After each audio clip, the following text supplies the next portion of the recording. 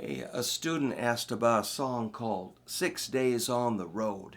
And hey man, there's worse songs you could play than that. It's kind of fun. It's a 16 bar chord progression. I like to do it in the key of A. I play the song in my duo. I used to play it in road bands. It's pretty hard to screw this one up. Another student asked about the song, and it was done by Mudcrutch, which was also in the key of A. So I'm going to play it kind of a straight rocking version with my drum machine. So I found the manual to my drum machine so I could remember how to program in beats. So I programmed in a 16 bar pattern, which I might do a video on how to do that. But anyway, I'm going to play through the chord progression, and you could practice playing some leads on top of this. So I might do some lead guitar demonstrations on how to at least follow along over the top of this chord progression. So here's my my lesson on 6 Days on the Road. It's going to be A, D, and E. I'm going to use power chords, eighth note. Let's see if I can get in there.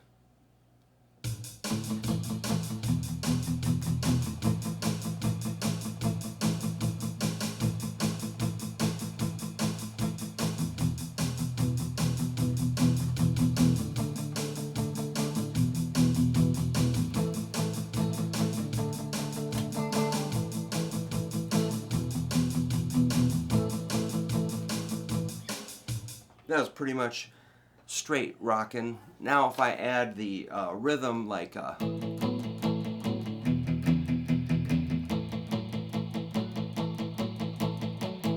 sure you know all about that kind of stuff, right? Your A power chord.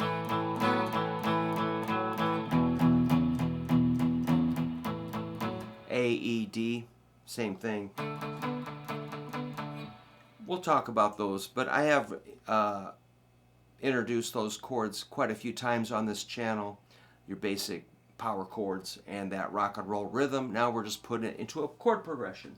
So I need a foot switch to start my drum machine. I think I got one, but for now I'll use the button and I'll catch up.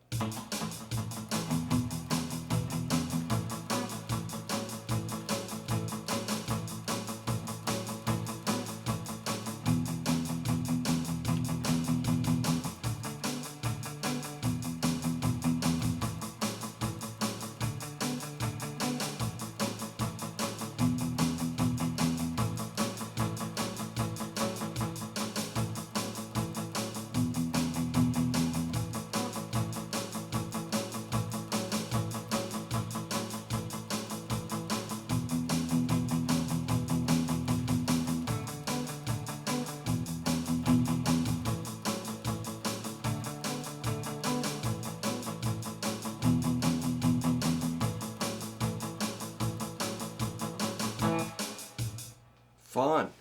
So yeah, when you play with a drum machine or a metronome, you're not speeding up and slowing down. It keeps you at one tempo, which is really what I think the public expects if you're going to play the guitar or play a song. The beat has to work. So yeah, I was doing the kind of tight eighth note downstroke, which is a really fun, bubbly, kind of energetic method of rhythm guitar versus, that's a little too sloshy. Oh, I just spit. Speaking of slosh. But, now that was, I'm at 151 for tempo.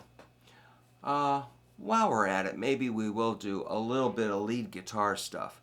Now this is just for training purposes. This is not necessarily the exact solo I would play. In fact, I actually don't play solos on this song when I do it live. I just do the verses, get in, get out, and shorten it up versus go off on a big, giant, long lead guitar tangent. But maybe I should do more solos. So you could, to track that chord progression, step one, you might want to make a shape like an F, only it's an A because we're at the fifth 6th, and 7th frets. Let's take it up to our E. That's 14, 13, double 12s. Back to your A. Hit another A. And another one. Now your E again. Another E. Then your D, which is double 10s, 11 and 12, an E, your A, to your D, back to A, to your E, back to A. Now, you're not going to really play it like that for your solo. That's just getting your fingers on the right frets and playing, reviewing what notes would work. You might shorten it up and just do the 2 strings. Downstrokes. I'm going to take that tempo down about 141. Let me just play it with, I'm just going to mess around with that.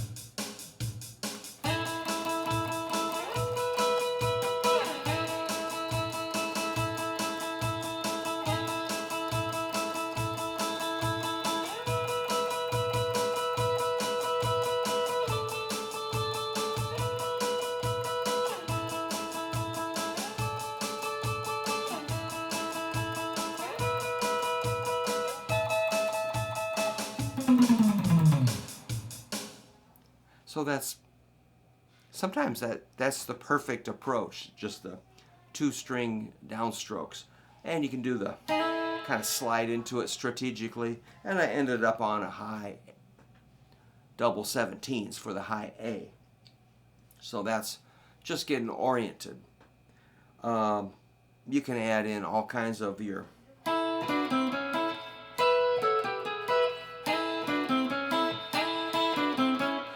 I call those stock licks that you can just insert as you wish. So let me play using that one. And I've taught this lick many times on this channel. It's your double 5s, double 7s on the 2nd and 3rd string, double 5s on the 2nd and 3rd string, and then the major 3rd on the 6th fret of the 3rd string, and back to your first 2 notes, the double 5s. Kind of a Chuck Berry thing that I'm sure he borrowed from somebody else, but let me just try to play it like that.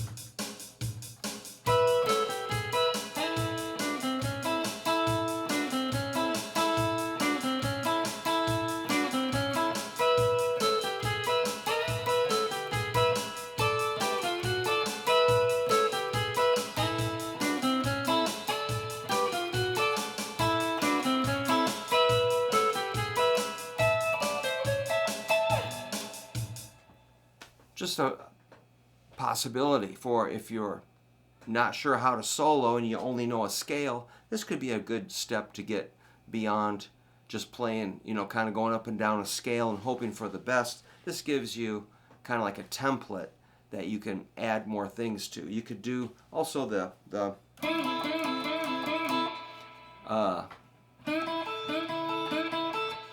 kind of a Chuck Berry again. Or kind of a Johnny B. Good type approach.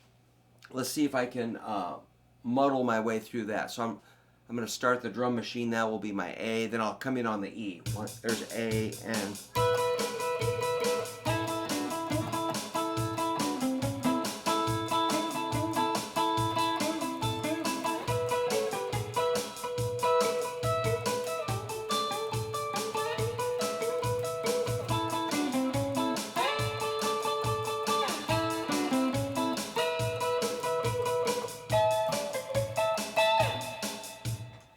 So that was kind of mixing up the straight 8th notes,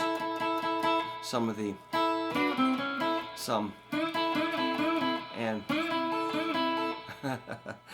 and so, I was just making it up as I went. This is all improvised, where you just, again, a template.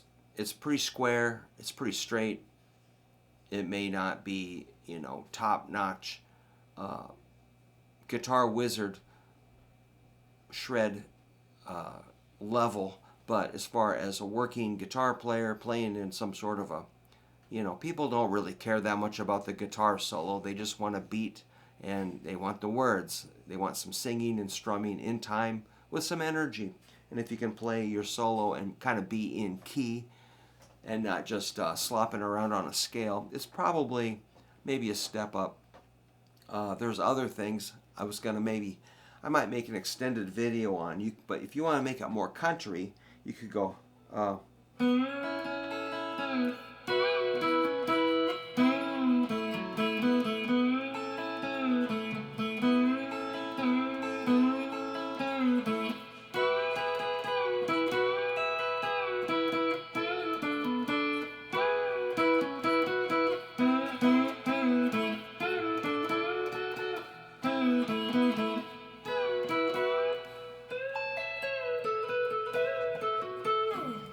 little more country sounding, kind of the fake steel. And again, these are really kind of beginner level licks. So I got my double fives, and this 4. The 4 is a B. It's going to bend up to a C sharp. And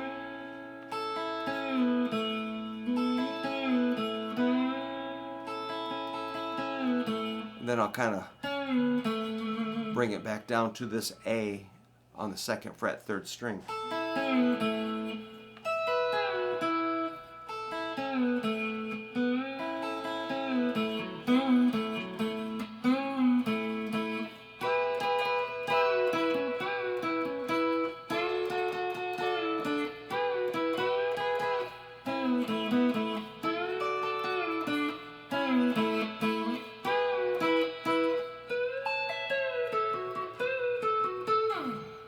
I missed a couple of notes, but I was bouncing also. That F sharp.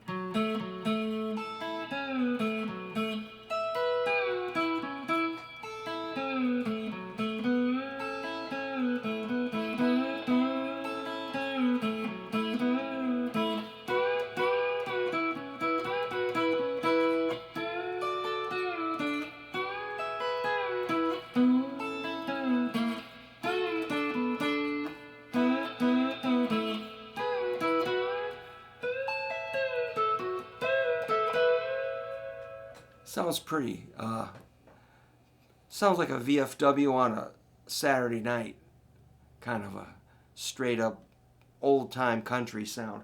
So you can mix those 3 or 4 different ideas.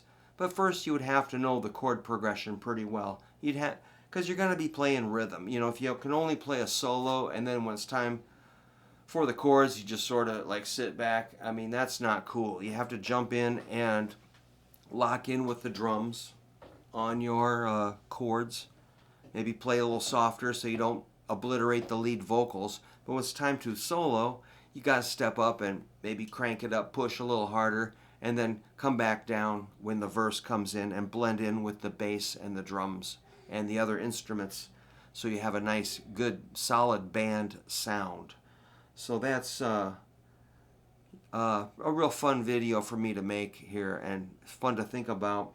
I'm glad a couple of people are interested in the song. I think it's a good example of a chord progression, a good tool to work on your timing. You could say, hey man, I don't like country, that's fine, but pick another song that's got that feel and work on that. And if to me, country, rock and roll, blues, rockabilly, punk rock, heavy metal, all that guitar-based popular music, it's a blur. It all comes together in its own way. They have more in common than wildly different, unless it's, some extreme bluegrass or thrashing, super distorted, down-tuned metal. Yeah, they're a little bit far apart, but basically, timing, chord progressions, playing in key, those are all things that, to me, they're all more in the same wheelhouse. So just mechanical stuff, playing in time. So yeah, I might do a video on how to program a beat like that if I can have to get a tripod that can zoom down on the drum machine, and I'll try to show you how to do that. It's pretty fun once you figure it out, but it can be frustrating. But once you figure out how to write your own beats, then you start thinking more like a drummer, and you start getting more control over, you know, your practice tools or your recording equipment. So we'll talk about that maybe later. I got a bunch of stuff going on this week, so I'm going to try to take care of that and not fall apart. And so I hope you're holding it together too. So thank you for stopping by, and subscribe if you can. Give me a thumbs up, and I love to read your comments. So thanks for all that.